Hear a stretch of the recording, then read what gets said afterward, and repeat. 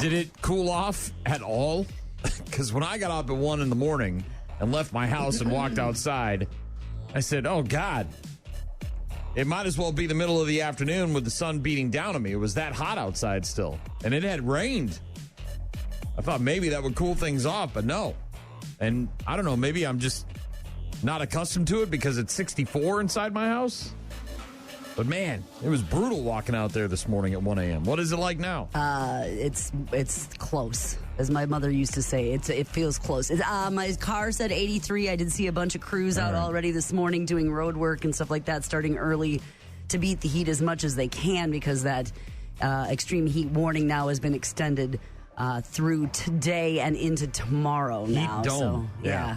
91-ish today in our area, dropping into the 80s hopefully tomorrow, Thursday, and Friday, and then some showers and thunderstorms likely throughout the next few days. We did get a little bit of rain during the overnight last night, but that's already, of course, dried up with this heat. Yeah, Everything's and evaporating. yesterday I think we got a bit of relief because it was a little bit breezy throughout the day, so there was Very that at breezy, least yeah. the wind was moving things around. It wasn't as still. I'm not sure we're going to get that relief today. All right. Well, that sucks because I got to go outside today. Yeah. Well, good luck for people working out there. Make sure you stay hydrated. That's liquid IV, Gatorade. I don't, those all that. lemonades with the extra electrolytes or whatever. Do it. I avoided the outdoors yesterday. I briefly went outside to get the mail, and I was thinking about working on our baskets, the deadheading and the watering and all that. And I said, I'll wait till tomorrow. I'm good. I'll hold off.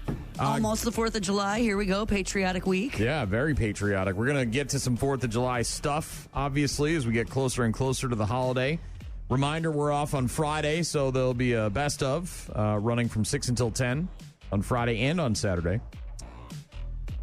Hopefully whatever you're doing this weekend includes freedom and patriotism and some grilling and some beers and all of your fingers and toes. Reminder that be careful. Fireworks safety is important. We were out this weekend at that family place for a couple days, and there was lots and lots and lots and lots and lots of fireworks already. Yeah, and look, I get it. It's upsetting if you have dogs that are terrified of the fireworks, or if you've got a veteran in your neighborhood with PTSD. Try to be cognizant of those things. Obviously. Unfortunately, I feel like this year, because it's the 250th, we're probably going to see a lot more of those neighborhood fireworks going off. Yeah, at all and that's random times. Anyway, I mean, it's a Saturday. You get this close to it. And as you mentioned, except where there's some fire concerns across the country. Oof, yeah, especially that. All right, so we'll get to some 4th of July stuff a bit later on. Let you know what's new on New Release Tuesday. You want to maybe stay inside with the air conditioning, watch something on the boob tube. All right. New stuff this week. I believe Grant Bilse is going to join us. I got a text from him last night after I'd already gone to bed saying that he has to get up early and help out with their morning show and wanted to know if we could do his check-in at 7:10 as opposed to 8:10, so an hour early. I texted him back this morning, but I did not hear back from him, so I don't know. So we'll see if he gets in touch with us shortly after 7 as opposed to shortly after 8. Of course, we've also got Bad News, Happy Music, and we've got you listening. What are you doing? rockmornings.com. Get in touch with us. Find all our contact info there. Doc already texting. Bright and early this morning said out of over 75,000 entries in the NASCAR.com in-season bracket challenge, this is how many perfect brackets remained after round 1. Only 165 brackets, got 15 out of the 16. There are 0 brackets left. Perfect brackets, I should say, in the NASCAR.com bracket challenge. All right.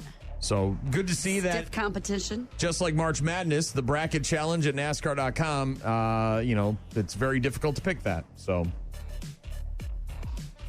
thanks, Doc. Just got a message from Grant, and it sounds like we're going to get him after 7 o'clock. So about an hour from now, we'll talk to Grant a little earlier than we normally do, and we'll also get some AC/DC in a couple of minutes. Rock Mornings with Brian and Gene on your rock station. The actress who passed away recently, DeVay Chase, apparently died of AIDS. This is the young girl, isn't it? She was young when she was in acting, but then she only in her 30s, wasn't she? Yeah, mid-30s, 35 when she passed away. But the story of DeVay Chase getting a little bit sadder. According to the coroner's report, she died of AIDS, and chronic polysubstance use was also a factor, which means she ingested more than one drug in a short period of time. She was only 35 when she died back on June 16th. She had been admitted to a hospital in L.A. due to malnutrition. Her alleged boyfriend, a guy named Roy Hernandez, claimed she had meningitis and several blood infections that had turned her body septic. She rose to fame as the voice of Lilo, Stitch, and Lilo and Stitch, the voice in the animated one, the movie that came out. She was in The Ring. She was in The Ring. She was in Donnie Darko. She was also in Big Love, Sabrina the Teenage Witch, ER. She disappeared in 2016 from Hollywood, and last decade, homelessness, addiction, estrangement from her family, and catching diseases like AIDS, and obviously, and a serious drug addiction that she's tragic end to her life. But the coroner's report coming out yesterday. Nearly 1 million bottles of heart and kidney medication have been recalled nationwide over the possibility of a foreign substance, according to the Food and Drug Administration. Amgen, based out of California, voluntarily recalling at least 944,000 bottles of their Corlenor and Sensipar tablets after unexpected foreign matter was found in the reserve sample of one of the identified lots. This is all, business speak, but yeah. If you've got heart medication, if you've got kidney medication, you may want to check this. Obviously, do a Google search. No complaints about the issue as of right now, but this was found in one of their... They must keep some to the side and do a recheck. Corlenor, which is also known by the generic name Ivabradine, prescribed to treat patients with chronic heart failure. And Sensipar, also known as... I don't know. I'm not going to try to pronounce these medical words. Mainly used to treat overactive parathyroidism in chronic kidney disease patients. So these are serious drugs that you need to take to stay alive. And if you've got either of those, you may want to check out and make sure that you're not part of this recall. Or your loved ones. Easy to find if you look for it, and search. The big news on social media yesterday was a dead baby found at a music festival in Michigan. It was in a portable bathroom in the camping area at the Electric Forest Music Festival. The baby, not sure if it died in the porta potty or was dead beforehand or was born, stillborn. I had no idea. Still unclear. The investigation entering its second day on Monday. Michigan State Police looking for the woman who gave birth to the child. Apparently, they're very concerned about her well-being. Still too early to determine what happened. Tens of thousands of festival goers packed the 4-day festival in the tiny village of Rothbury in Michigan. An employee of the restroom vending company discovered the baby's body on Sunday morning during a routine maintenance check. Autopsy has been ordered. Could take a while to complete, obviously. They're calling it a tragic situation, but tens of thousands of festival goers, somewhere around 60,000 people. And the Michigan State Police trying to figure out who this woman was and track her down, obviously. Also, we've got a problem with the crocodiles, apparently. You were mentioning yesterday. Is this the Puerto Vallarta kid that got eaten? So now we've got a woman, a kid, and a guy. Yeah. So 2 people were bitten. One was killed in separate alligator attacks in Florida over the weekend. Yes. One was a child who was fishing at like in a fishing event kind of thing, and the other one was a woman who was swimming in a river. Yeah. So on Sunday, the Seminole County Sheriff's Office and the Wildlife Commission responding to calls about an alligator bite at a river. Wildlife Commission learned that a woman was swimming with her friends in the river when an alligator bit her. She was taken to a nearby hospital where she would later die from her injuries. Identity hadn't been released. Multiple agencies and a contracted nuisance alligator trapper responded to the scene, but trapping efforts ongoing. Unable to find the gator or trap him. On Saturday, the Wildlife Commission also responded to a call about a child who was bitten on the hand by an alligator. This kid was fishing from the shore. Was taken to a nearby hospital, treated for the injuries. And now, We've got another guy, a 28-year-old man who was killed in a crocodile attack on a popular beach in Puerto Vallarta on Friday night, vacationing in San Clemente with his family and friends and people on the beach rushing to help him. The state police down there have yet to identify the victim, only that he's a 28-year-old man from Mexico who was in the town to do some work. Body was recovered about 12 hours later on Saturday morning. Thought we saw a guy stuck in a rip current. So Chris took off down to the water, and I ran after him. Jumped into the kayak that was on the beach, trying to paddle out to save this man. No oars. There was really nothing at the beach at all to help. We were just scrambling, trying to do what we could. I was on the kayak right when he got pulled under. Mm-hmm. Heroic efforts not enough to save the victim. Yeah.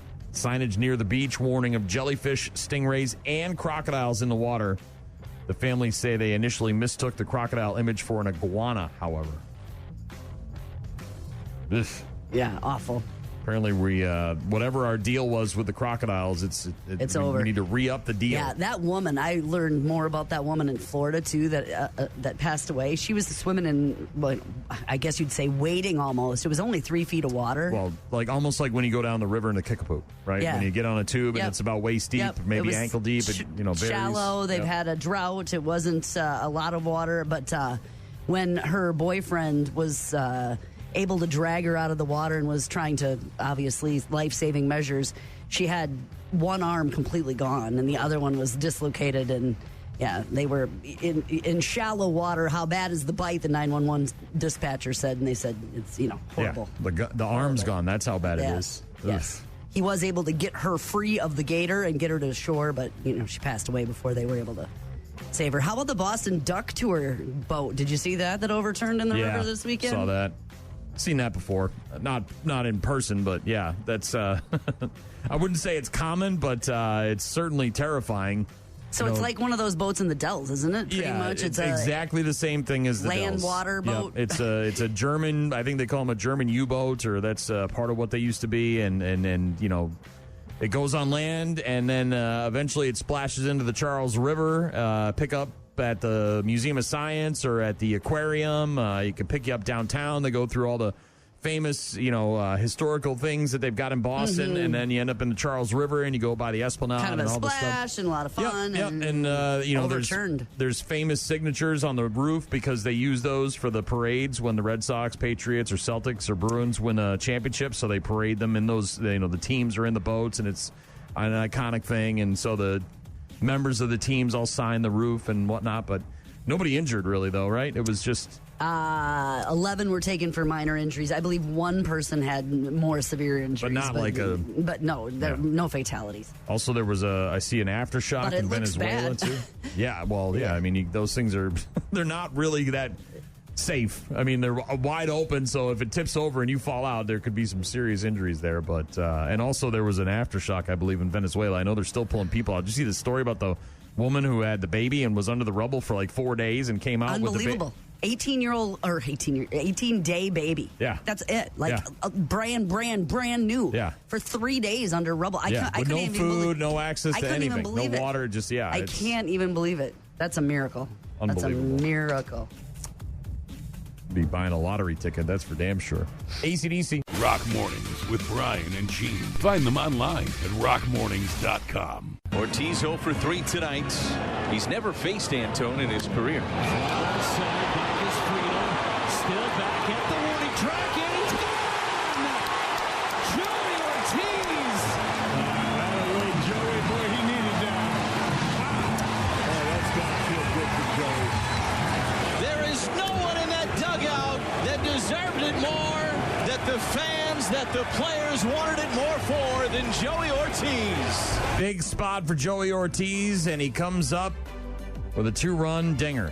2 outs in the 8th inning, giving the Brew Crew a 5-3 comeback win over the Reds last night. Same 2 teams tonight at 6:40, second of 4 against Cincinnati at home at Miller Park. Team USA taking on Bosnia-Herzegovina tomorrow night at 7 o'clock.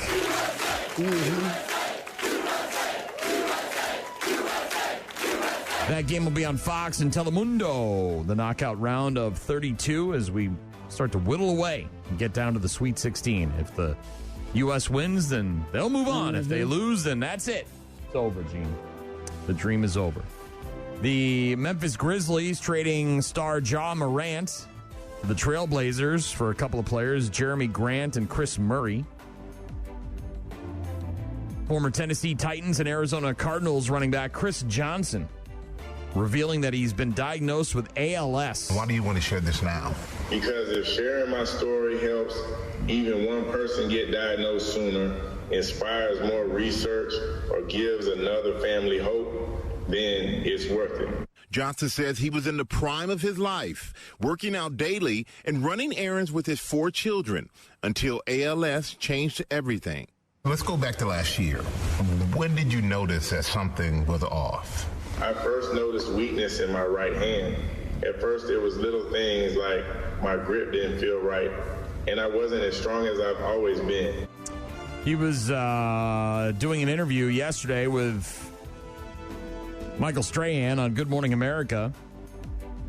Diagnosed with the disease back in 2025. Said there was no history of ALS in my family. Wow. Using a speech-generating device based on recordings of his voice to speak. He's unable to speak now with the ALS. Doctors believe my case is what's called sporadic ALS, which is actually how the vast majority of ALS cases happen. He played 10 seasons in the NFL with the Titans, the Jets, and the Cardinals, earning himself the nickname CJ2K when he rushed for 2,006 yards back in 2009. Still ranks 7th in NFL history, and now he's in a battle with ALS. Oh. Yeah, tragic. Lions releasing Terrion Arnold after he was arrested last week on felony charges of armed robbery and kidnapping. Had his bond set at $1 million yesterday by the Hillsborough County Judge Christopher Sabella, that's in Florida. Added the following conditions to his bond. He is not allowed contact with the 6 co-defendants or the witnesses in the case. He must surrender his passport within 48 hours, and he was ordered confined to his residence in Tallahassee, Florida, except when he would be playing, training, or traveling with the Lions or making court-related appearances or legal appointments. Well, you don't have to worry about training with the Lions anymore because they released his ass. Which is not surprising. This guy's looking at a possible sentence of life in prison for this kidnapping. It's federal crimes here. Yeah, the kidnapping. Ugh. Former NBA players Malik Beasley and Ed Davis, along with an NBA agent, are among 6 defendants indicted yesterday on charges related to an alleged sports gambling scheme targeting at least 4 games during the 23-24 season. Gonna have some problems here with this gambling stuff. According to the indictment, Beasley lost millions of dollars gambling during his 9-year NBA career, and he agreed to manipulate his stats ahead of at least 4 games during the 2023-2024 season while he was with the Bucks so that the co-conspirators could wager on the stats and then make money and reduce his debt. Mm-hmm. So not a good look there for Malik Beasley. And Victor Hovland got the win yesterday. This is it. And Victor Hovland has won the Travelers. And this is the first time that Victor's mother, Galinda, has seen him win in person. So an abrupt conclusion when it looked like Scheffler was going to nail another must-have putt. Not this time. And Hovland has the Travelers title. Hovland beating Scotty Scheffler in the playoff yesterday at the Travelers. Both his parents were from Norway, and Mom had never seen him win before in person. So she shows up. She's there. She wins, or he wins. He's hanging out with his mom, and then the Norwegian fans who are in the States for World Cup soccer, he goes over and starts doing the rowing thing with him. Oh, my gosh. Mad cool. I love that so much. Mad cool. Yeah, did the row with the Norwegian soccer fans who cheered him on. Hovland capping off the rally when he made a 7-foot birdie putt on the first playoff hole and won the Travelers when Scheffler missed his 4-foot birdie putt. And then did the row. That. Pretty sweet. So awesome. So much energy, so cool, so fun. You know, unique and such a cool celebration. Rock Mornings with Brian and Gene. If you want to get in touch with us, go to our website, rockmornings.com. It's got all our contact info. Grant Bilse will join us just after 7 a.m. today, a little bit early. He's got some stuff to do. We'll get to bad news, happy music, some 4th of July stuff. Let you know what's new on New Release Tuesday. In a very disgusting situation. We've got to talk about that next. You may know what I'm gonna bring up here. Mm-hmm. Okay. At a concert recently, a recent concert situation that occurred that could have been easily avoided. All right, coming up. Yeah, we'll get to that next. Rock Mornings with Brian and Gene on your rock station. World Cup soccer continuing today with 3 games on Telemundo, Fox, and Peacock. Ivory Coast versus Norway. That game starts at noon. We'll see if the Norwegians continue to row all across America. Mm-hmm. They're fun to watch. France versus Sweden at 4 o'clock. Goes Sweden. F France. Blaming America for their lack of air conditioning. Screw you. AC exists. If you don't want it, that's on you, bruh. Then you got Mexico and Ecuador at 8 o'clock tonight. Over on CBS tonight at 7 p.m., the Presidential 1776 Award. It's a competition for high school kids focused on the Declaration of Independence, the Constitutional Convention, the founders, and key Revolutionary War battles. So it's some kind of contest where kids are answering questions, I'm assuming?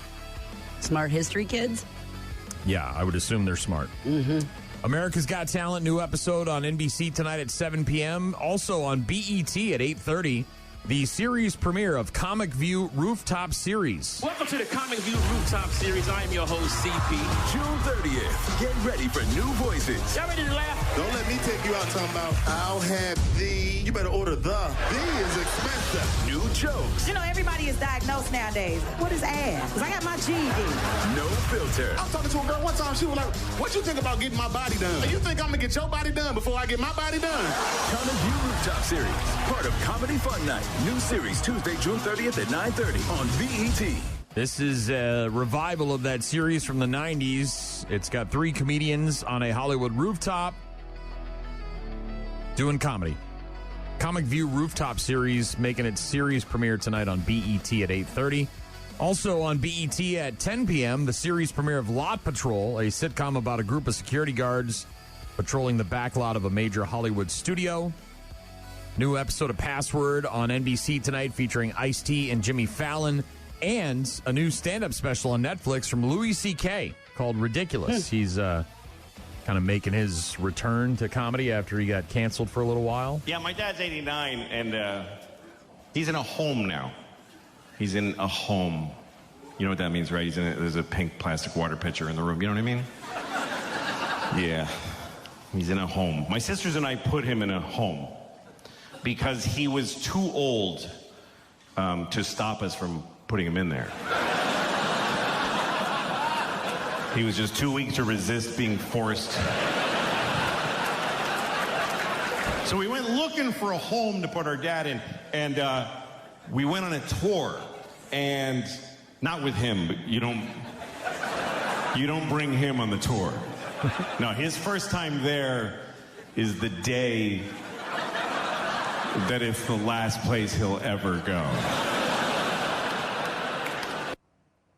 Louis C.K. Ridiculous, new stand-up special from him on Netflix today. Yeah, that story broke, in 2017, something like that, when he was he whacking off in front of people? Accused of sexual misconduct, and he just sort of took it out and started whacking off in front of people, right? Wasn't confirmed that some of those stories were true. I mean, he confirmed that some of the stories were true, and then he kind of retreated from public life and gradually returning to the stage and now to this comedy special. He's talented. He's a funny guy.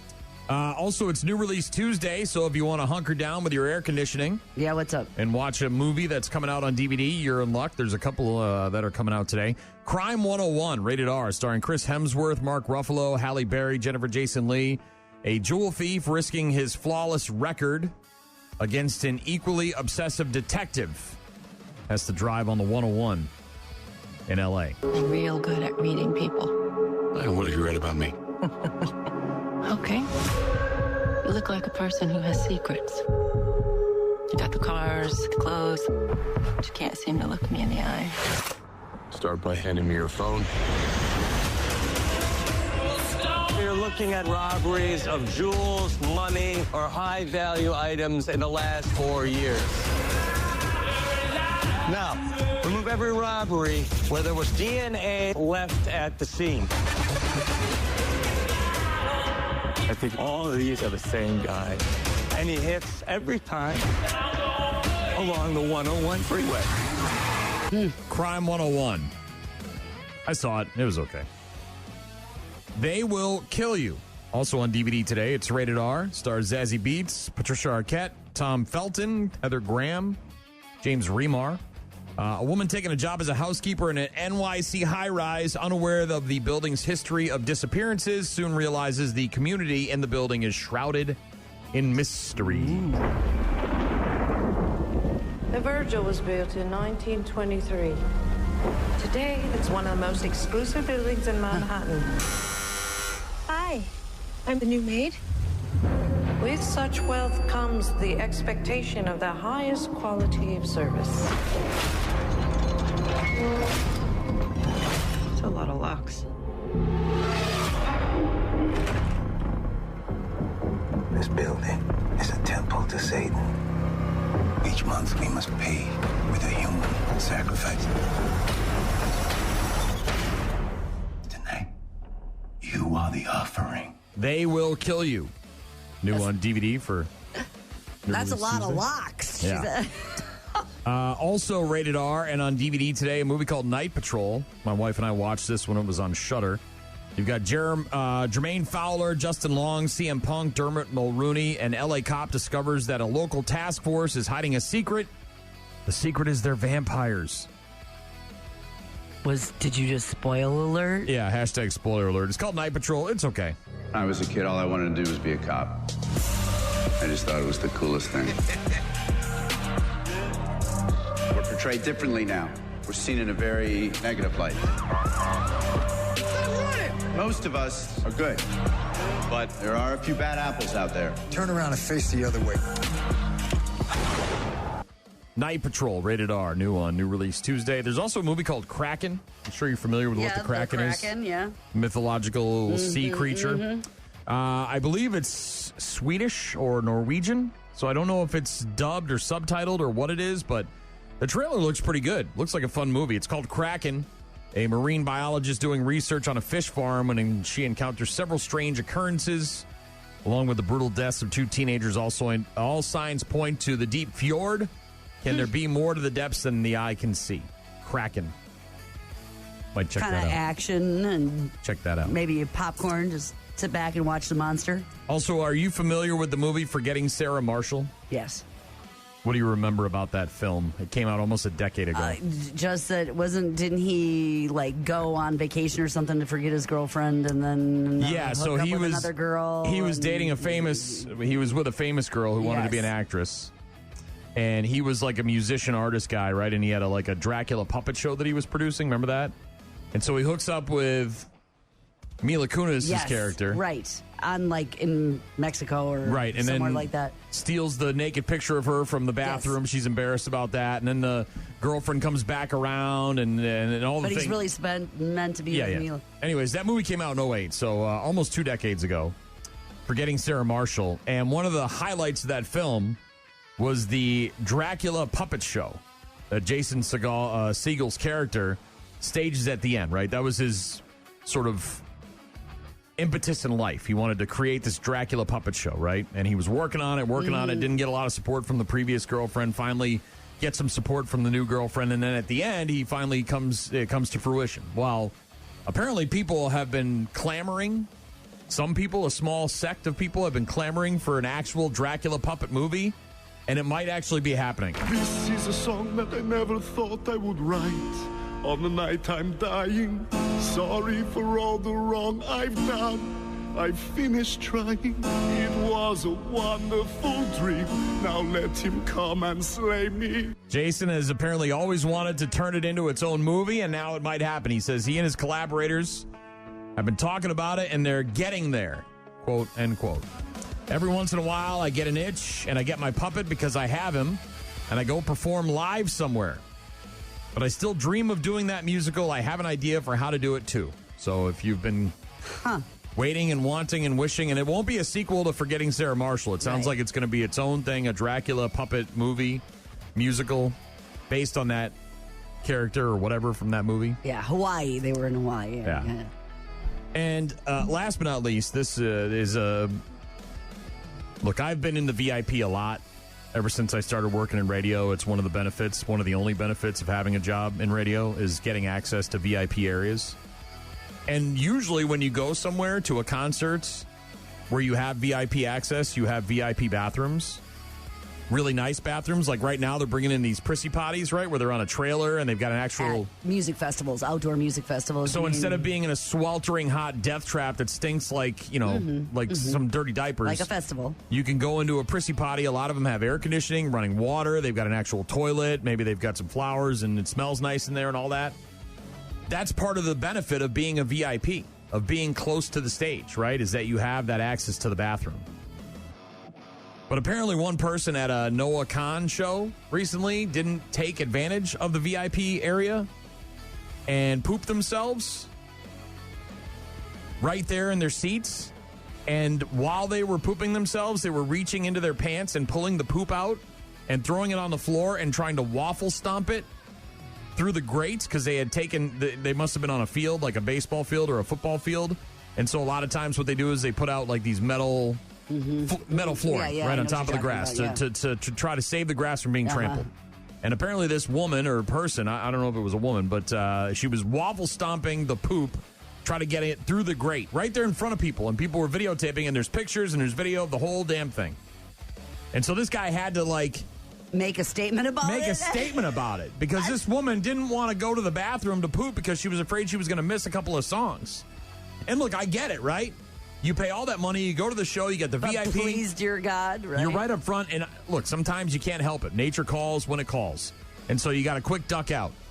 But how long does it take to go and cop a squat and poop? It takes maybe 5 minutes, so you miss one song? Well, and you've got to get out and back. But none of that matters, right? We could talk about how you could probably be gone a half an hour by the time you leave the front row and you got to navigate. Doesn't matter. You can't do this. But basic human decency. Look, correct. I get it, right? If all of a sudden you're in an inescapable place and it hits you and you have no choice, then sometimes it's going to happen. I get it, right? We can't always plan for those things, but this sounds more like I knew I had to poop, but I'm not going to miss this song, so I'm just going to poop here in my seat. Noah Khan,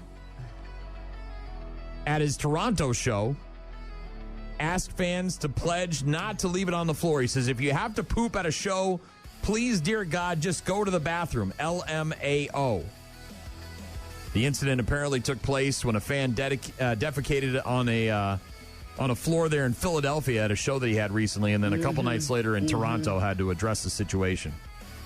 Yeah, and apparently not the only one. Olivia Rodrigo admitted she's... Smells diapers. People in the front row have... Well, some people do that, right? Because, you like I said, you spend the money, you get there very early, you want to be right up front, you don't want to lose your spot, and so what's the solution? Do I try a catheter? Do I just wear a diaper and poop and pee myself and not leave? And now I'm just the guy who pooped and peed himself? I don't do either of those things. I don't understand that mentality at all. Well, didn't we hear this about take it out of concerts? Wasn't this a thing for like the ball dropping in New York in Times Square? Did they wear people, because they won't let you leave. If you leave, you lose your spot. Especially if you're up by the gate, you know what I mean? If you don't have that was the first time I remember hearing about people wearing adult accommodations to not leave the line or space. Look, if I have an incontinence problem where I can't control it. Well, of course, that's what they're made for. But if I'm just using it as a way to not act like a civilized human being, then there's something going on upstairs that... Yeah, so whether it's concerts or apparently these experiences, but people are doing that and then Noah Khan's got to make a statement about that. We're going to get to Grant Bilse of the Wisco Sports Show in just a bit. Don't go anywhere. Rock Mornings with Brian and Gene. Find them online at rockmornings.com. Try to cleanse our palate a little bit from the dead baby story at the music festival in Michigan, Electric Forest, and the Noah Khan story where the concert goer basically crapped their pants and then pulled the poop out of their pants with their bare hands, threw it on the floor, and tried to waffle stomp it away. I don't know what kind of reality I'm living in now, but I'm not really enjoying stories like that, Gene. I got to be honest. Not quite sure what kind of mentality people have anymore. Yeah. That he has to say, hey, if you got to use the restroom, could you use the restroom? Seems to make sense, doesn't it? Are we not? Is it because we're not bullying people enough anymore? Because, like, I don't know if you pooped your pants in school, right, and kids did it when you were a kid, I mean, you had to live with that scarlet letter forever. So this was a caught on video? Is that I don't know if the act of the poop, but like after it, you can clearly see it on the ground and someone reacting, someone sitting, and then there's people posting about it all over, Twitter and whatever. Of course. I was sitting in the row behind this person, and they did this, that, and the other thing. And okay, I don't know if I need to see that video. Yeah, addressing the situation on social media. Noah. Anyways, to cleanse our palate of all that. Yeah. A really nice story out of Phoenix. This is cool. We know in our community that sometimes school resource officers, the NROs, right? The police officers who are in the schools. Awesome people. Are doing a great job, but they don't really get recognized for that. There's a lot of people in the communities that have problems with these police officers in the schools. Well, one school resource officer in Phoenix paid money to rent an entire movie theater for 144 middle school kids after funding for their planned field trip fell through. So they were supposed to go on a field trip. The funding fell through. And this guy said, you know what? These kids, they deserve a field trip and a school celebration. And maybe I don't have the kind of money they're looking for to go on these field trips, whatever it was. Yeah. Colonial Williamsburg Park or something like that. So many of the students, too, of these 144 middle school kids, for many of them, it was their first time ever going to an actual movie theater. Think about that. You're an 11, 12, 13-year-old kid. You've never been to the theater once. Not once. The guy's name is Officer Sean Reevy. Covered the cost of the tickets, and he also picked up the popcorn and the drinks. Yeah. Well, he found out that these kids had never gone, and he said, well, I can't have that. So I'm going to take care of the tickets and the popcorn and the drinks. Some of them live in a different life than most of us would comprehend. They just haven't seen a lot of good things with their own eyes. I rented out the entire theater. Yesterday in the cafeteria when Miss Alejo said some of you are going to have to spend your own money to buy snacks and such, I saw the looks on your faces and it made me sad. So we called the theater and I bought you guys all popcorn, snacks, and a drink. Thank you. Yeah. So, thank you. You guys are awesome. And if they needed more, I would have given them more. 7th and 8th graders, Greenway Middle School, After the Bell summer program, enjoying a private showing of Toy Story 5. I was just going to say, it was a Toy Story 5. That's my guess it was. Popcorn, candy, and drinks for many of the students. It was their first trip ever to a movie theater. Unbelievable. Program coordinator Katie Jenkins scrambling after the funding for their annual end of summer celebration fell through, and with very few options left, she reached out to this guy for some help. She told me how much she needed. I gave it to them so they could go. Theater rental costs less than $2,000, but the candy, the popcorn, the sodas put him over that title, and he said, hey, look, if they needed more, I would have given them more. You can't break a promise to a kid. They come here knowing that there's a reward at the end.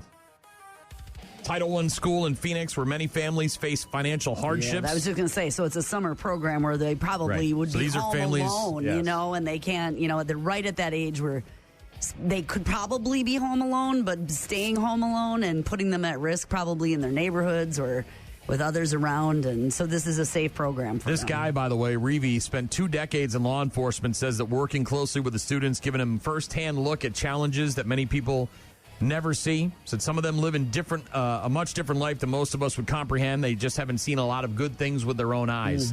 Last year, this guy spent more than $3,000 out of his own pocket to take students to Hurricane Harbor. This is one of these outdoor water parks in Phoenix, right? So this guy is constantly doing this for the kids in his community, and that's a really cool thing. And elsewhere, speaking of kids and water parks and drowning, 7-year-old Texas boy being called a hero after he saved his 1-year-old brother from drowning in the family's swimming pool. Patrick found his younger brother Liam unresponsive in the water, pulled him out right away, yelled for his mom, ran to a neighbor's house for more help. Younger boy expected to make a full recovery. His older brother, Patrick, has been nominated for a Sheriff's Commendation Award for his bravery. Jumped into 7-year-old action. kid. This is in Texas. Mm-hmm. Incredible family bravery. pool, I'm assuming. So Yeah, family backyard swimming pool. Helped to save the toddler's life. It happened on June 21st. Liam discovered unresponsive in the family swimming pool. Deputies with the sheriff's office responding along with emergency crews began life-saving treatment before taking the little boy to the medical center. Thankfully, Liam is making a full recovery. Patrick was the first to find his brother in the water, just 7 years old, pulled him from the pool, rushing to alert his mom, then going over to the neighbor's house to get even more help. The sheriff's office said in a moment of crisis, even adults can freeze under pressure. Patrick did the opposite.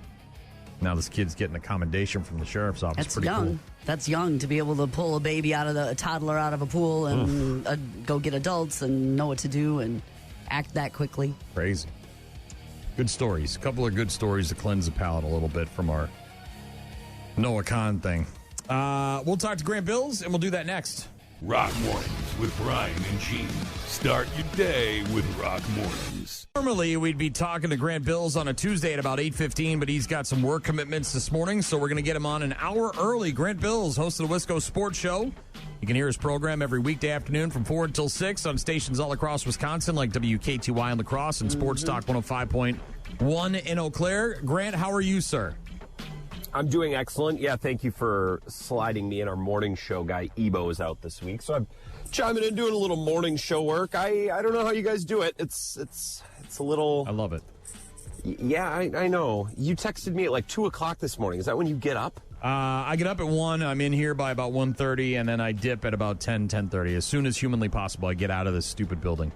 So that's why I come in so early. Get all the work done in the morning so I don't have to be here in the afternoon when the dregs of society show up. That means us. That means coworkers, Grant. People, See, other people that he likes and works with. That's what he's trying to say. There's like 4 left. There's like 4 of them left. That's what Grant. he's trying to say, Grant. Grant, a big week, a holiday week, so you're doing double duty there. And Grant, I had one sports question, and then I want to get to the good stuff. Okay.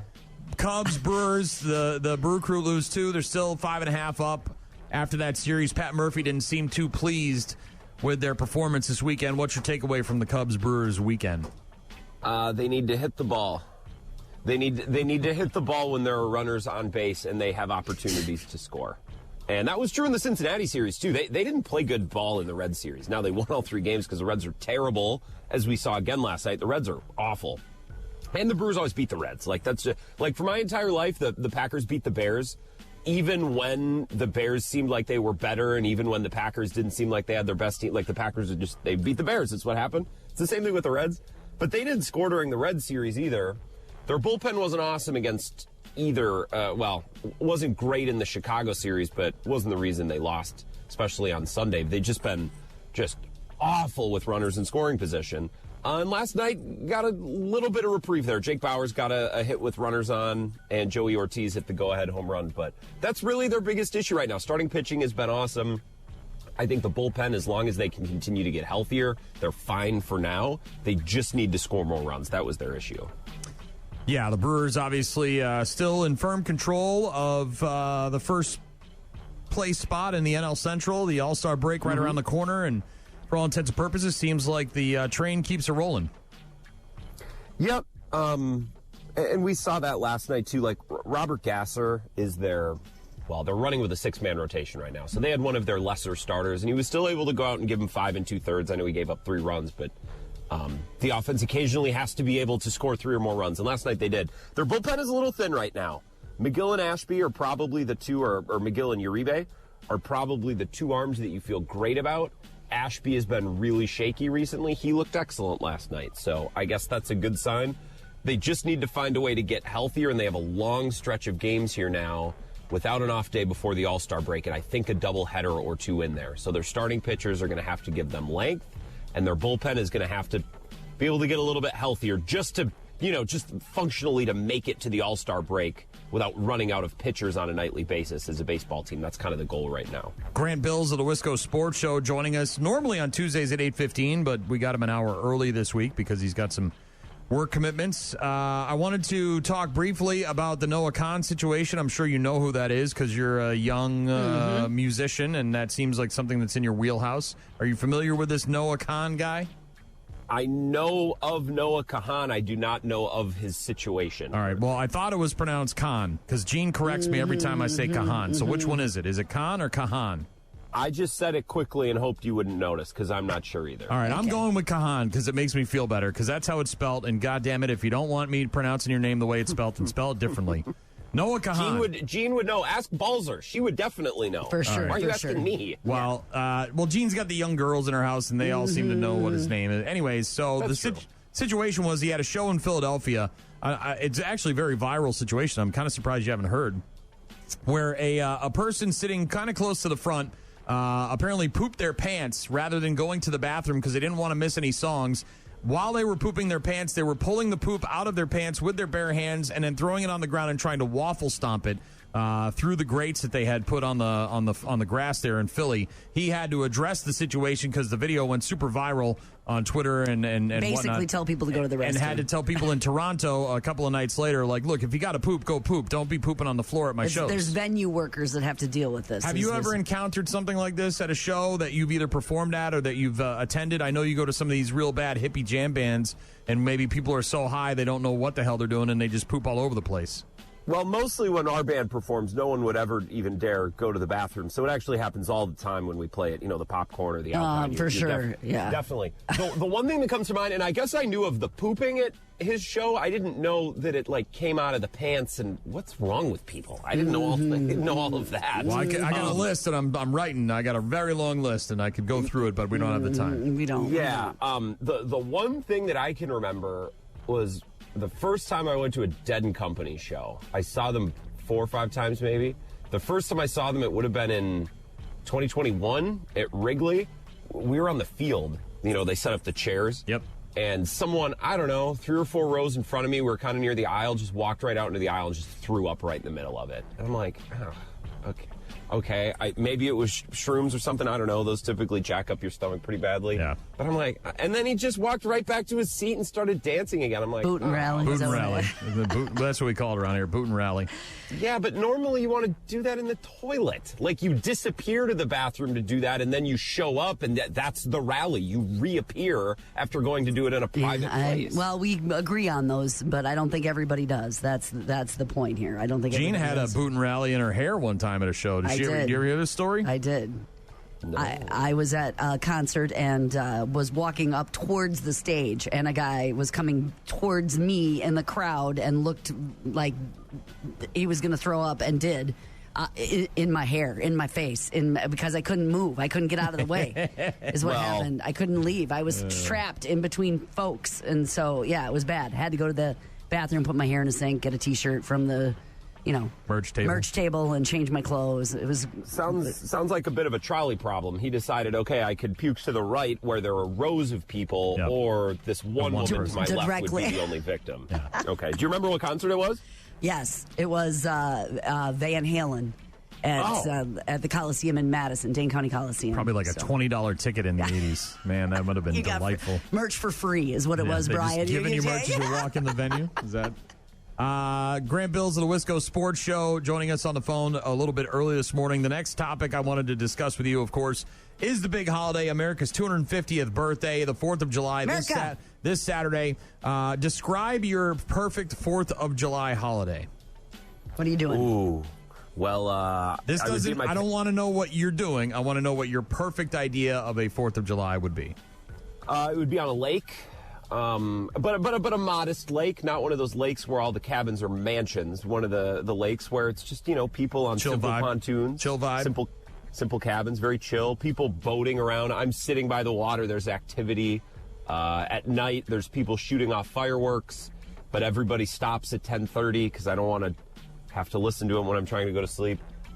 There's maybe a bucket of brandy slush or Miller High Life. Bud Light Lime, summery beers like that. Something's been made on the grill.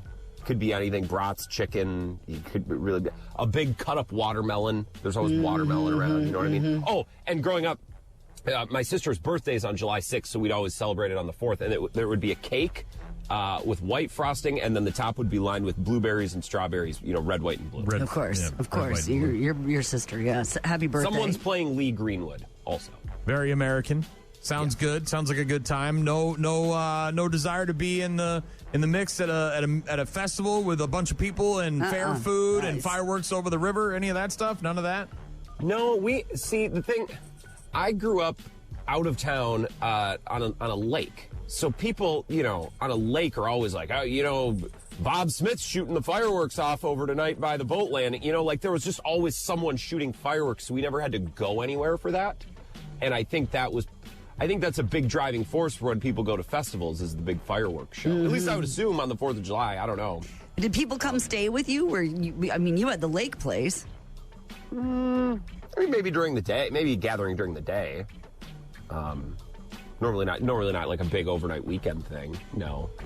Nothing crazy like that. Well, happy 4th of July.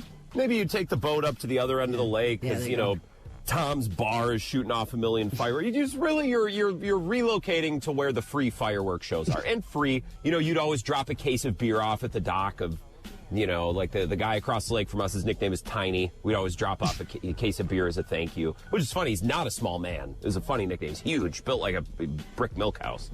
But really, that's kind of the vibe. It's just which neighbor is shooting fireworks off their dock. How can we go watch them and then give them beer as a thank you? I have known Grant Bilse now for probably over a decade, I would say, right?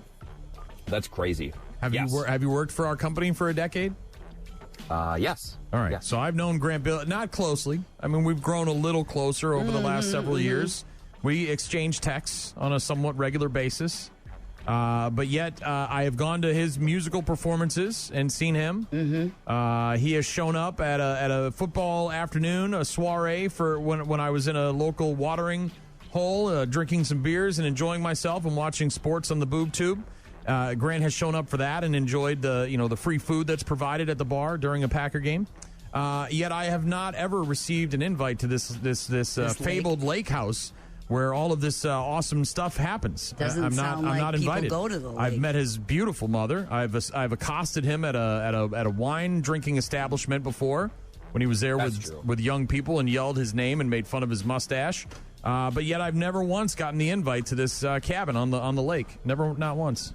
It's like 2 hours from where you live. That's a long way. I'll be there in I'll be there in 45 minutes. I'll break the sound barrier to get there, Grant. I can make it there in an hour and 15. I actually don't doubt that. I would love to hang out with you over the 4th, Simpson. I don't know. Do you want to be? I don't want you around my family. Who knows what you're going to say? That's the thing. You know what I mean? I'm going to say all of the things. That's why I don't think so. All of the things, Grant. Do you all the things you don't want to hear are the things I'm going to say? That's why I guess you're not you just invited. answered your own question. This is why you haven't been invited places. Well, I feel like you're missing out on some free entertainment. You like these free things on the lake that only require a case of beer to some guy named Tiny. I don't need a nickname. I don't even need the case of beer. I'll BYO my own beer, and then I'll enjoy your cabin by the lake, and I'll say some wonderful things to your lovely mother, and then I'll dip. Yeah. I'll be out. Next time I'm in La Crosse, I'm going to stay at your house. That'll be the first step. We got plenty of room, and the air conditioning is at 64, so it's nice and cool. Mine was at 73 last night. Oh, I'd kill for 64. Oh, it's like it's in the 50s in the basement where you would stay. You can see your breath in my basement right now. It's that cold. You're speaking my language. I know. Simpson, next time I am anywhere near you celebrating anything, I will be sure to let you know. What kind of swimsuit does your mom wear when she goes in the lake? Okay, all right. Thanks. Have a good 4th of July. Happy birthday, America. You talking one piece, two piece? Have what do we got fun here? doing Something double I've never duty. seen before? Some double kind of crazy duty swimsuit? at work this week, and we'll talk to you next week, okay? Thank you, Gene. Have a happy 4th. Enjoy Riverfest this week. All right. Grant Bilse of the Wisco Sports Show joining us each and every Tuesday, normally at about 8:15. Got him a little bit early today. I guess I maybe would have tried to choke it down. That's how he rolls with all that grilled food he's eating. I'm kind of with him on that. Like, look, I get it. Most people, a patriotic human being, right, an American, would say hamburgers, hot dogs, right? You got to have But he's those. like chicken, barbecue, ribs. Look, it doesn't matter. If it's meat and it's on the grill, I'm good. Yeah. Right? If I show up and there's no meat and there's no grill, then we're going to have a problem. Right? As long as there's like an attempt made to grill some meat. Could be whatever. Whatever. Now, if you're half-assing it because it's like the cheap meat or whatever. That's all right. Whatever. It could be sausages, tubular meat, could be chicken, could be kebabs, All could be sorts of steaks. options. It could You be just want to know who the starting shortstop. some ribs, could be any of that.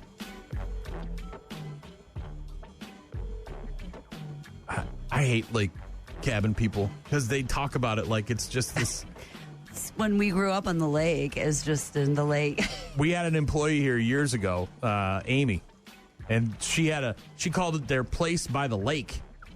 And then she tried to sell me that it's just a camper with a patio. And I'm like, yeah, but you're on the water. She's like, it's not that big a deal. And I'm like, I don't have a place by the lake. I don't get to say that out loud. And they're so blasé about it. They just treat it like it's this, it's almost like, oh, well, we bought a camping chair. You know what I mean? Look at my camping chair. And like I'm some sort of it's a house on the lake. Is fancy what it person. is. Yeah. Yes. And they just say it Go like out on the pontoon every night for the sunset. Yeah, going over to Tiny's house and dropping off a case of beer. Watching fireworks over the lake Rich house. people. Make me sick. No wonder he can afford to work in radio. His parents are loaded.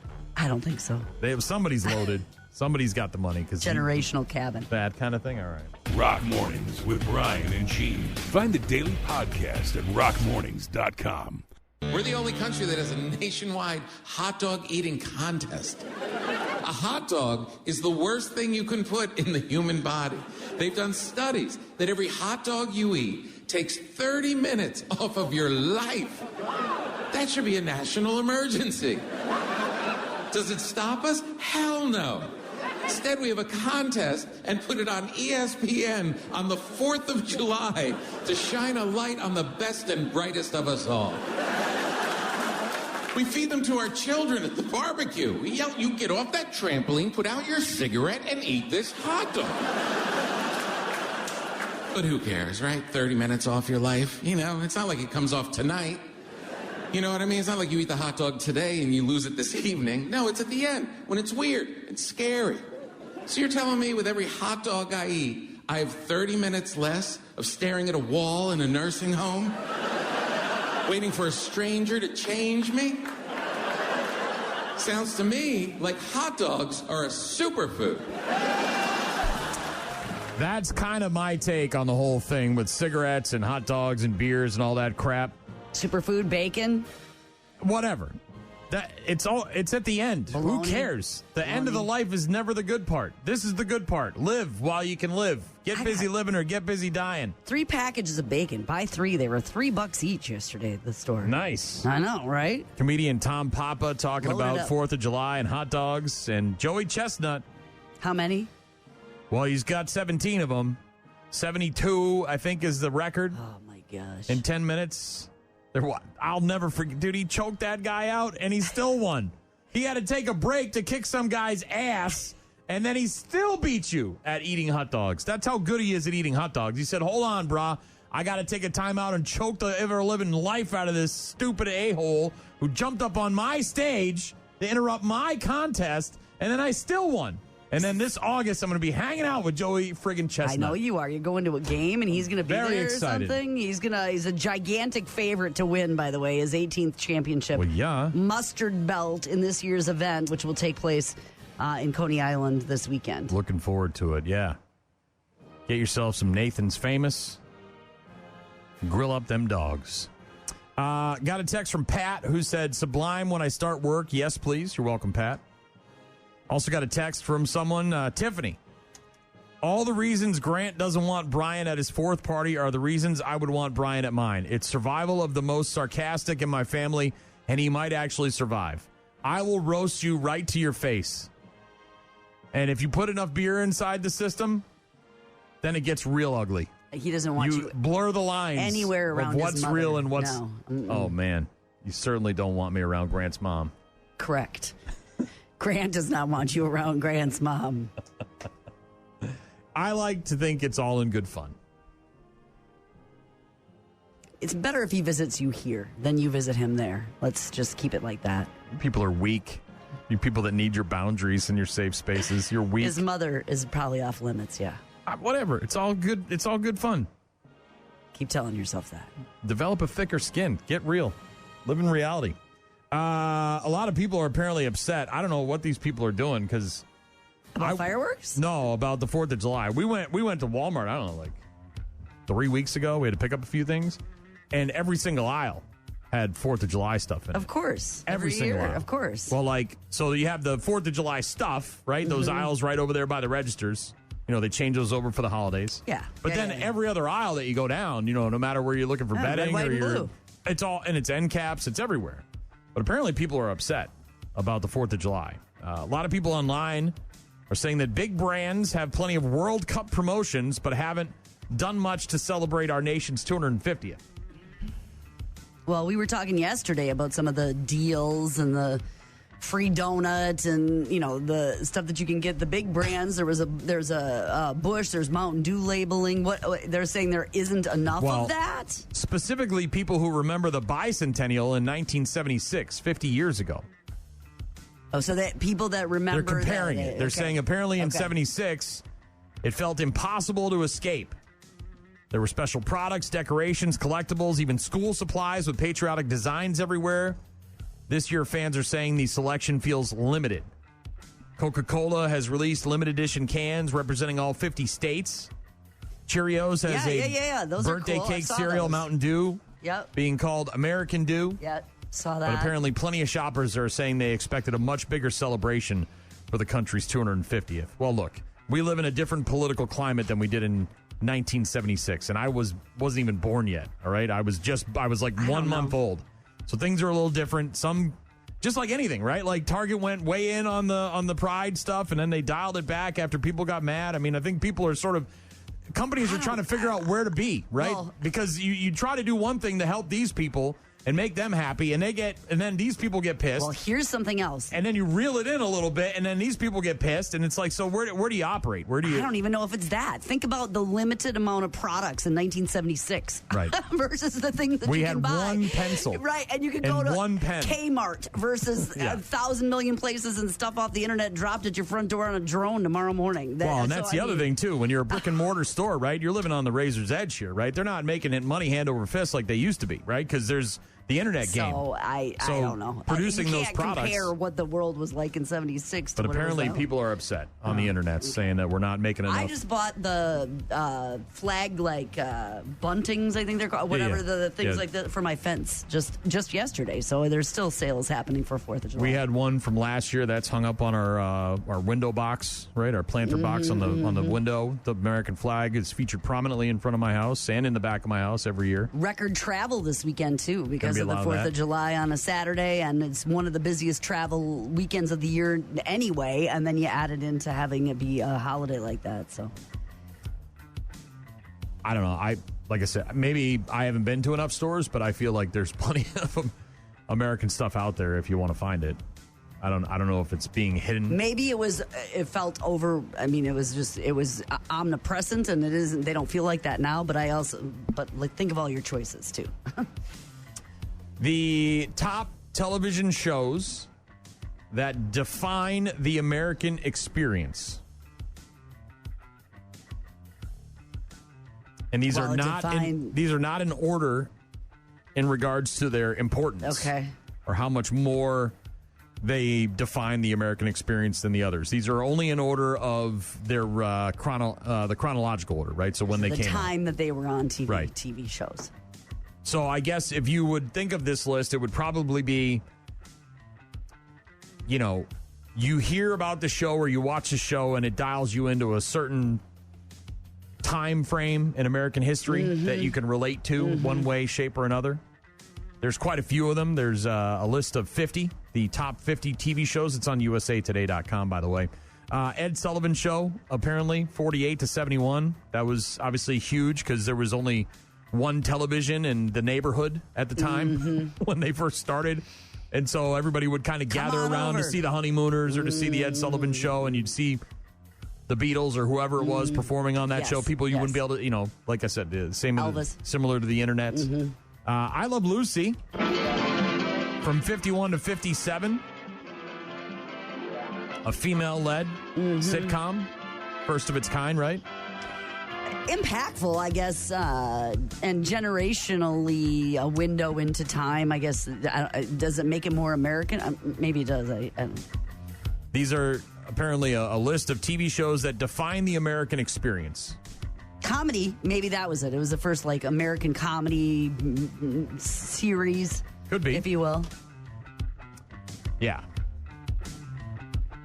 Tonight Show, Johnny Carson. Yeah, again, a late night show featuring show. interviews and celebrities and movie stars and music stars.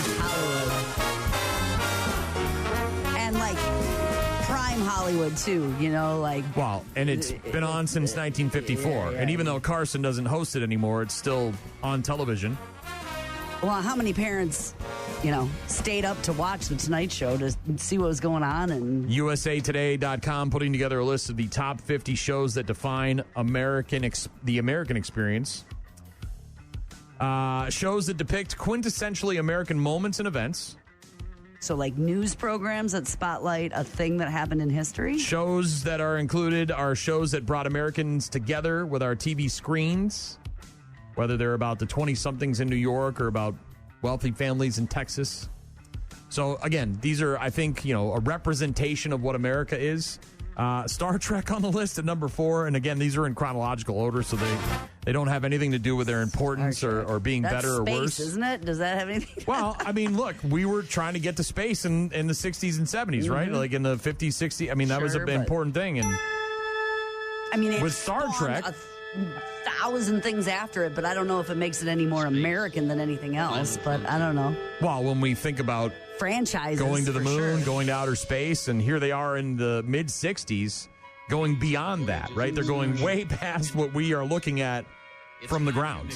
Star Trek at number 4 on the list of the top television shows that define the American experience. You got to have some game shows in there, right? Mm-hmm. Whether it's Wheel of Fortune, whether it's Family Price is Feud, Right. whether it's Price is Right. No, they went with Jeopardy. Is it Alex? Did you know Jeopardy started in 1964? No, I didn't know that. It's been around a long friggin' time. Uh-huh.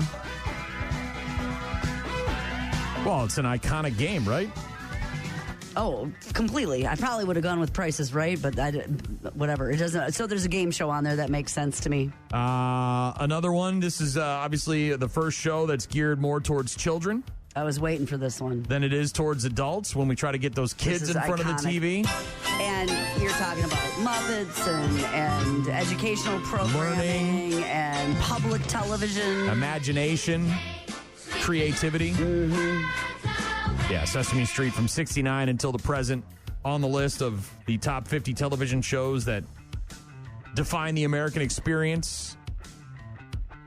MASH on there as well, of course. That was a massive show. And then, of course, the connection to the Vietnam War and the people who had to deal with that. And the collective American experience, because it was watched by everyone at the same time that it was happening, right? You tuned in on this night at this time to see the final episode of MASH, and everybody did it. Yeah, appointment viewing. Yeah. Got a text from Matt who says Star Trek was culturally significant because it was the first television show in primetime to air an interracial kiss. Yeah, Uhura and well, he was kissing all of the ladies. It didn't matter what color they were. The green, blue, the brown, the black, yellow, didn't matter. He was kissing everybody. Captain Kirk that was kind of his deal. Did they have any soap operas on there? Because soap operas feel like they're surprisingly not in the top 20. Not in the top 20. Okay. But you did have, of course, the All-American Family. Happy Days. Joni, Richie, Fonz, Mrs. C, Potsy.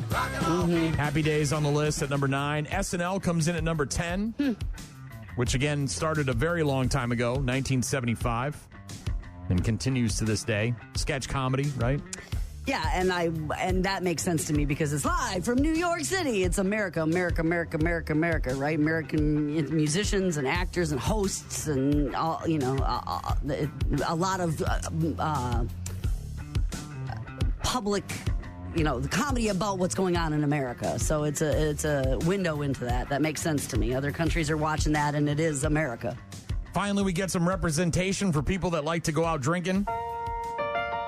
Number 11 on the list. This is all, again, in chronological buddies order. And just pals and friends. And well, breaking balls in a bar, telling jokes, drowning your sorrows. Taking a break. Cheers from 82 to 93. A lot of spin-offs from that one. These are, again, television shows that define the American experience. You've also got The Cosby Show on there. Mm-hmm. Seinfeld, of course, making the list at number 13. No big surprise. 89 to 98. You got to have The Simpsons on there as well. Then we get into some of the murkier waters. Yeah. As times start changing, starting in 1991. This show ran until 2018. I didn't realize it was on TV that long. But the Jerry Springer Show. I was waiting for like a daytime. Well, and this one, I guess, wouldn't have been my first pick. But you've got like Phil Donahue and Oprah. I mean, nobody really Oprah... remembers those ones, though, because they didn't really do much until Jerry came along and changed the game. And then everybody was doing an attempt to do the Jerry Springer. Right, where you're getting people out there and you're surprising them with a guest, or you're fighting on stage. I mean, Geraldo went and did it. Maury Povich, in a way, was doing it. You had Jenny Jones trying to do. I mean, they were all doing it. Yeah, but that was like a lower rung of like daytime talk show. I would feel like Oprah is more of a, the iconic daytime, American host that became the wealthiest woman in America. Yeah. Friends on there as well. American Idol from 02 to 2000 and, to the present. And this is American Idol. Mm-hmm. TV shows defining the American experience. No, like Dateline or 60 Minutes or anything. They might be in the top 50, but these are just the top 20. You've also got the Kardashians. The Walking Dead is on there, which is kind of surprising. Maybe it's our fascination with the end of the world. I don't know. Are we fascinated with that? And they've also got The Pit on there, which is very recent, 2000. But again, these are some of the TV shows that define the American experience, according to USAtoday.com. Find the full list, and we'll share that on Rock Mornings. But interesting, huh? I mean, I think... Got a text from Jacob who said MASH was centered around the Korean War. I was referring to the time that it aired, which was obviously Vietnam War time. So, thank you, Jacob. Appreciate it. And...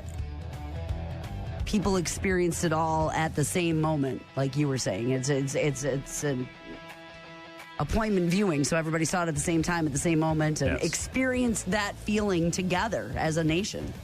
We've got Evanescence coming up in just a bit. Rock Mornings with Brian and Gene. Find them online at rockmornings.com. Ice cream, you scream, we all scream for ice cream. Everybody loves ice cream, right, Gene? I think, no, there's some people that don't, but... well, those people should move back to Russia, where they come from. They don't like it. Some people don't like it. But yes, ice cream is delicious. Just bought some yesterday at the store, as a matter of fact. A nice mint chip. Ooh. Got myself some mint chip. It's like, is that your favorite? No, but it's refreshing. I love me some mint chip ice cream. Gotta be green, though. I feel gypped if it's the white kind. Oh, I don't care.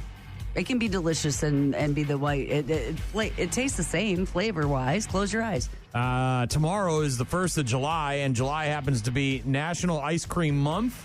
National Ice Cream Day is on the 19th. It's always the third Sunday of July. Tomorrow, July 1st, not only the start of National Ice Cream Month, it's also National Creative Ice Cream Flavors Day. Okay.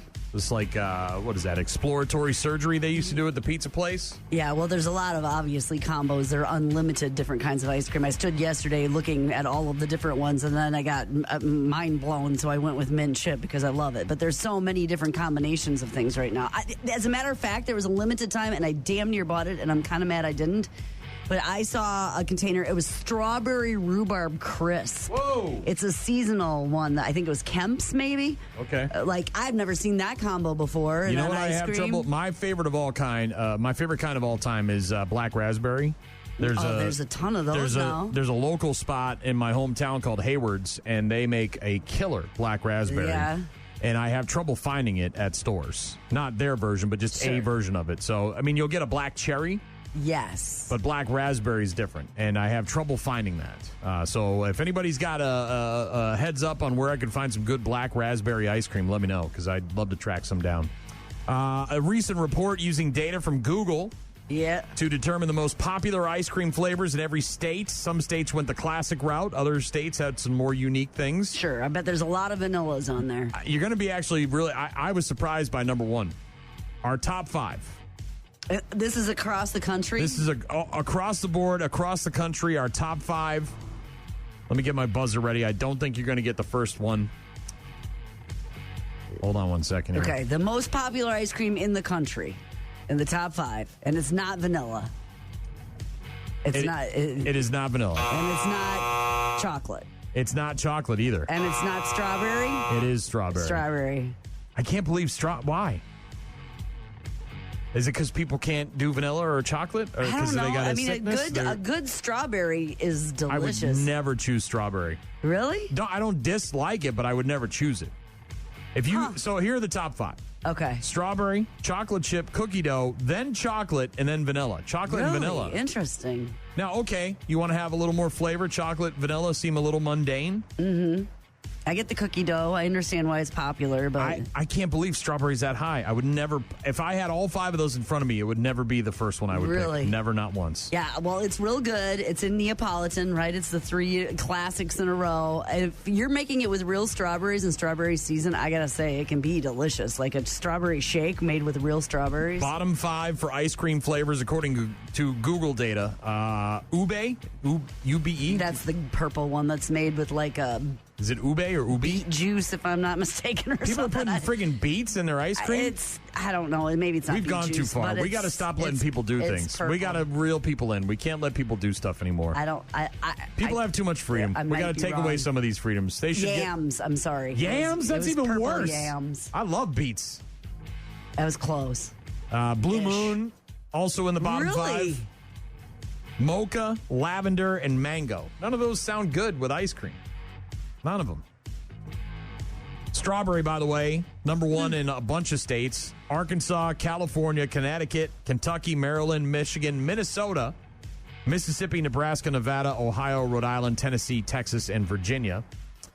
Birthday cake, 6 states really like birthday cake flavor. Gross. Alabama, Delaware, the District of Columbia, Iowa, Louisiana, North Carolina. Cookie dough comes in top spot in 4 states. It's not my favorite, but I understand. Alaska, Massachusetts, Montana, and New Hampshire. So the East Coast represented well.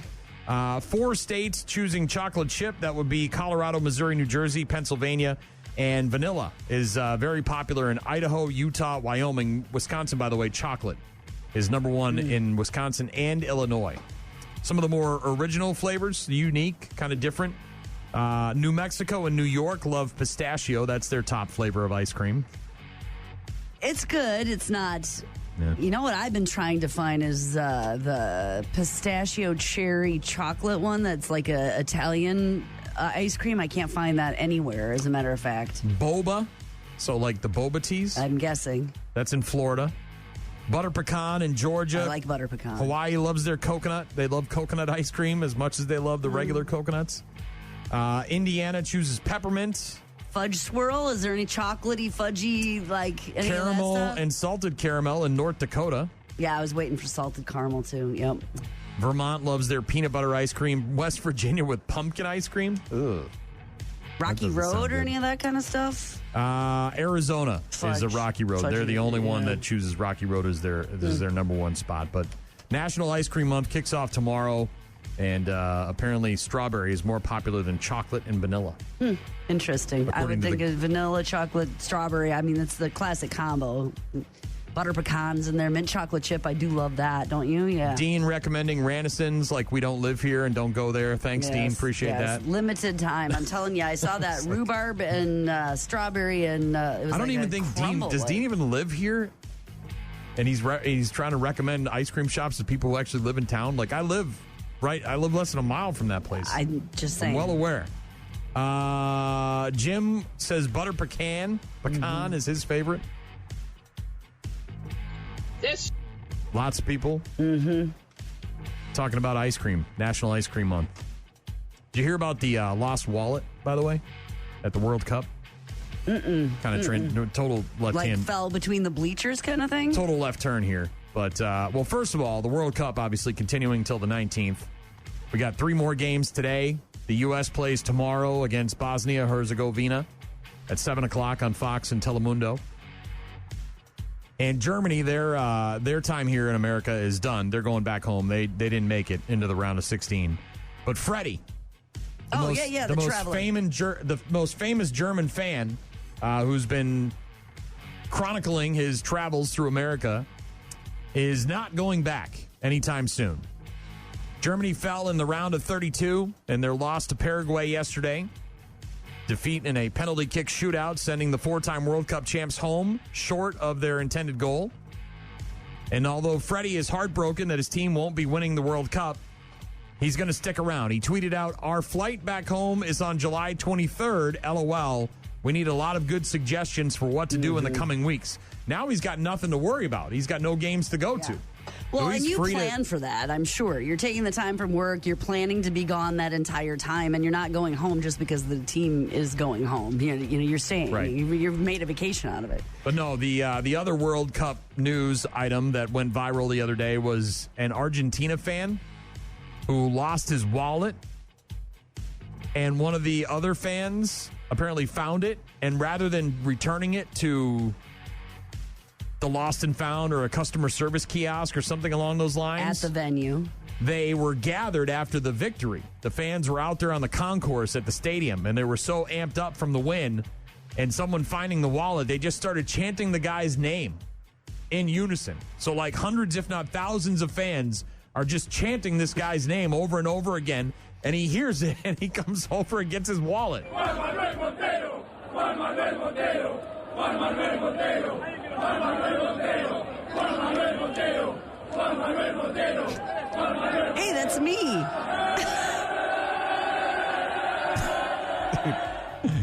Yeah. Argentina defeating Jordan. Final score of 3-1. Supporters gathering on the concourse to celebrate. Hundreds, if not thousands of them, staying long after the match was over to sing and dance. One guy had his wallet fall out of his pocket amidst all the chaos. It was found on the ground by a different fan who picked it up, alerted his fellow countrymen of the missing wallet. They all joined together to chant this dude's name, and it worked. The rightful owner of the wallet returned to the scene and claimed what was his. Hey, is it? Wait, are they? I think they're calling my name. I think they're calling my name. Yeah. Pretty funny story out of the World Cup. Bad News, Happy Music is next, so don't go anywhere. Rock Mornings with Brian and Gene. Weekdays, 6 to 9. Can I have everyone's attention? There's news. After 40 years, they still can't find Jimmy Hoffa. That's what I'm talking about. There's good news. My family is making a grant to eliminate their student loans. And then there's bad news. I have some bad news. All the crazy shit happening all over the world, including Florida. Florida man bites dog to establish dominance. All right, y'all ready? Every weekday morning at about 8:35, Brian and Gene hook your ass up. It's Bad News. Bad news. With happy music. Happy, happy, happy. Brought to you by Dahl Toyota. Here we go. People spend their money on all sorts of crazy stuff. Collectibles, baseballs, memorabilia, farts in jars from gamer girls, bathtub water. We had that one. Foot water, wasn't it? Yeah. Yeah. Well, there was that, what was that, foot juice? Remember that at the music festival or the Comic-Con? It was a gaming festival. It was a foot. No, it was it was like a Comic-Con, right? And there was girls, like gamer girls, that would show up and they'd nerd juice and they'd like pour juice over their feet or like fill a cooler, soak like them in it, like a and then Wapatuli, and then drink it. Yeah. I got to be honest, man. If I was a chick, I would be doing all of that stuff: underwear, shoes, foot juice, all of it. I wouldn't have any sort of physical contact with these nerds, but I'd be making money off them. Anyways. This was news to me. I suppose you can't take it with you, right? So when you're dead, what are you going to do with your money? You could certainly leave it for your family, or you could spend the money on a final resting place close to your favorite celebrity. What do you mean? Like in their yard? A guy named Anthony is a tech investor, and back in 2024, he turned his lifelong fascination with Marilyn Monroe into a one-space mausoleum crypt near her final resting place at the Pierce Brothers Westwood Village Memorial Park in L.A., shelling out $195,000 for one space in a crypt. To be next to her. So his final resting place could be near Marilyn Monroe's final resting place. Cemetery stalkers, apparently, is what they're calling them. That's a thing? That's like more than this one guy? One spot for him. He bought it at Julian's Auctions. He said, I bought the crypt next to Marilyn Monroe because it was a once-in-a-lifetime opportunity to spend eternity with the most iconic actress of all time. And she's definitely my favorite blonde. Yeah. Well, look, the guy's obviously got the money. Probably has I don't know if proximity in a crypt works probably has that a way. ton of Marilyn Monroe memorabilia. You know, I'm not sure the Our science ghosts are gonna- behind that. our Like, ghosts just are gonna 'cause we're intertwine. like we're rubbing elbows in the crypt I don't think that means anything in the afterlife, does it? His future final resting place now sits one row above and 4 spaces to the left of Marilyn Monroe's. Sends her flowers on her birthday every year. Right, he's set up as a... Look, this guy has After a his- major his- hard-on for Marilyn Monroe and wanted to spend $200,000. I can't believe it was even auctioned. You know what I mean? That's the other thing, too, is that like somebody said, you know what, we could make a killing on this. And they did. No pun intended. Almost $200,000. And he set up his estate to deliver flowers to her continually after his death. Yes. Ugh.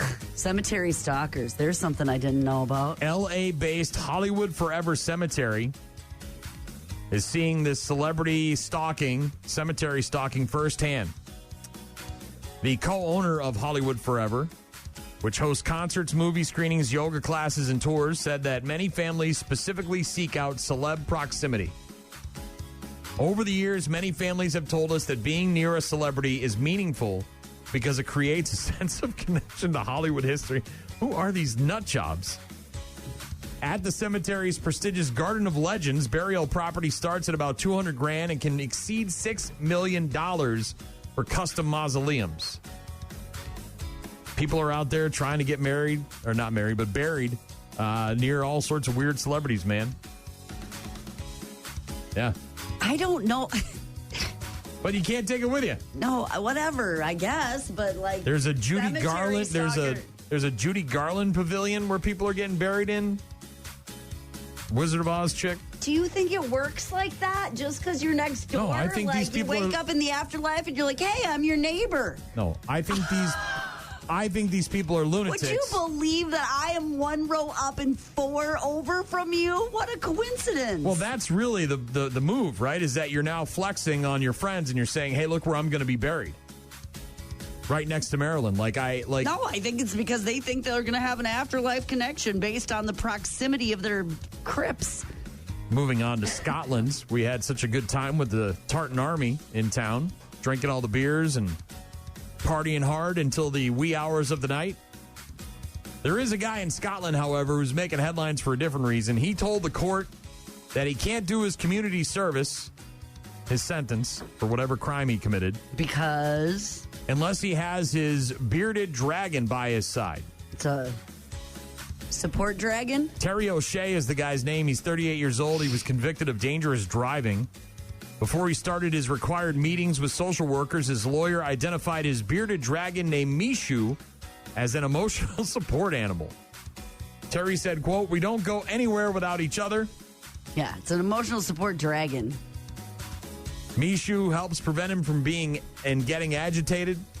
The court has delayed his sentencing while psychiatric reports are being completed. No word on whether or not Mishu will be officially allowed to attend these psychiatric meetings. But this guy in Scotland apparently can't do his court-ordered community service without his dragon. Just let the guy bring his friggin' dragon. What is it going to do? It's a stupid lizard. Who cares?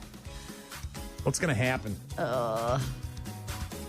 We had another case of fireworks that went off.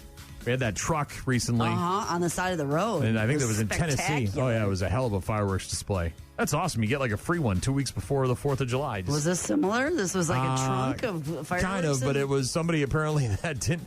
It's like these people you pull up to the gas pump and they're smoking. You know what I mean? They're out there with they're ripping darts, you know? And they just have zero concern for what's going to happen if it goes bad. I believe it was a significant amount. Initial estimates were probably in the 700-pound range. I believe this individual was buying fireworks for an event that they were doing. He had just had some pallets lifted, and he said he got a deal on them, and then he stored them. Estimation right now is some smoking materials were around the fireworks in question.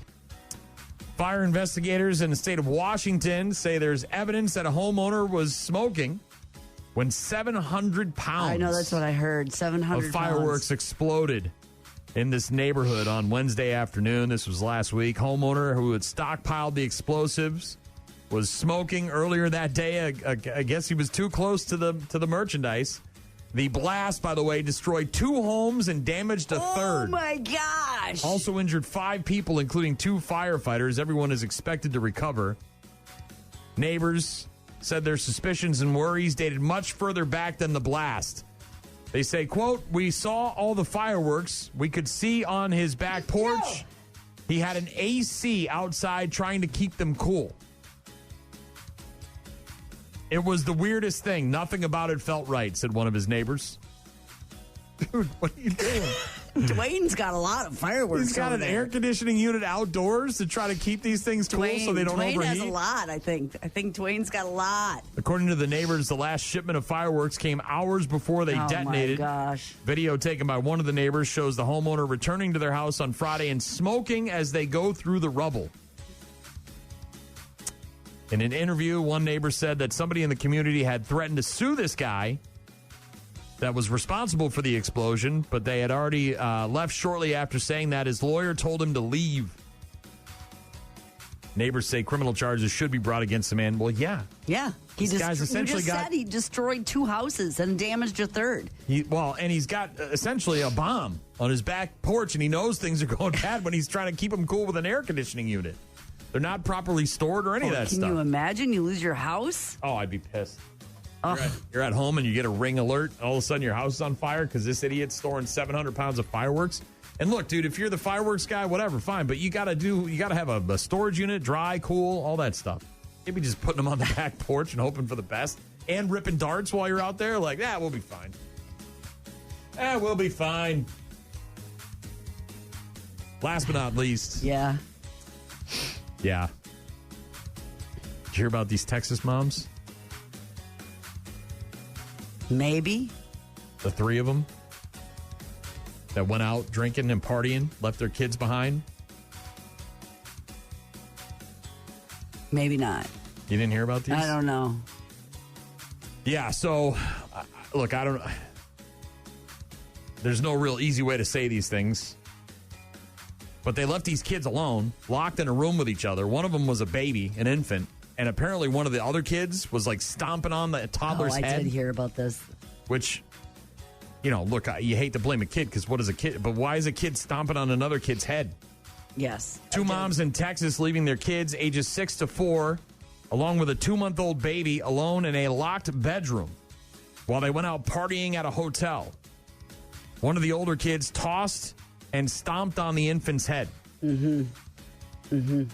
So a 6-year-old kid, maybe a 4-year-old kid, is tossing an infant around and then stomping on its head? Apparently there was an 18-year-old in the home, too, so like in a supervisory role of some sort, but... The mothers, Sydney Witt and Jacqueline Morales, placed the children in the care of Morales' 18-year-old sister, a girl named Shelby. Yeah. And locked them in a bedroom before leaving to go drink alcohol and use drugs with a guy at a local hotel. The children tossing the 2-month-old around, stomping on the baby's head until the child began having seizures and suffered a brain bleed. Extensive facial bruising also reported by the doctors after the infant was finally brought to the hospital. Child, by the way, placed in a medically induced coma. Child Protective Services hospital staff notifying the police. Mm-hmm. They launched an investigation. One of the women told detectives what happened, said she didn't intervene because the kids were not hers. This is the 18-year-old daughter. That was left in charge and said, I wasn't, I don't know. The whole thing's a mess. Said she didn't believe the safety of the children was her responsibility. The two moms, Witt and Morales, came home to find the infant severely injured, did not seek medical help until the following day. Mm-hmm. Also discovered that the home lacked air conditioning, was infested with flies. The floor was heavily littered with rat feces, diapers, and clothing. They were both arrested, charged with child endangerment, injury to a child. I just don't understand this world anymore, Gene. Don't get it. Don't get it.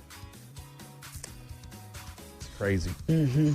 Got a text from a hashtag not Jeff who said some Hollywood crazy people are also paying to drink nerd juice off some girls' feet. We already talked about that. Thank you, though, Jeff.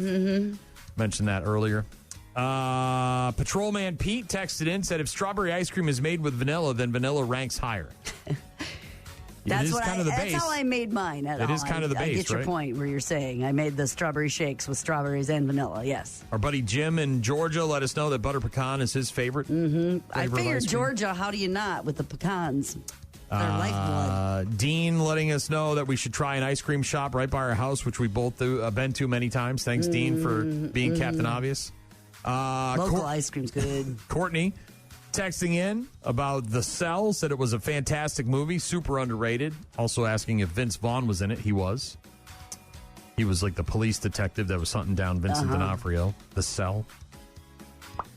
Matt said that Star Trek was culturally significant because it was the first TV show in prime time to air an interracial kiss. Uhura and Captain Kirk. Little smoochy smoocher. Yeah. And then also a text from Tiffany earlier who said, all the reasons Grant doesn't want Brian at his 4th of July party are the reasons I would want Brian at mine. It's survival of the most sarcastic in my family, and he might actually survive. Yeah, I think it's Grant doesn't want his mother to deal with you. That's part of it, I think. Listen, I've almost fought dads in the past. I'm ready. Come get Grant's these hands. Dad, you know what? Get out. Drew's dad didn't want a piece of me. Grant's dad's not going to want a piece of me. No, it's because you're friends with them. Wild card, bitches. You're friends. Hey, so get through the day. Try to stay cool.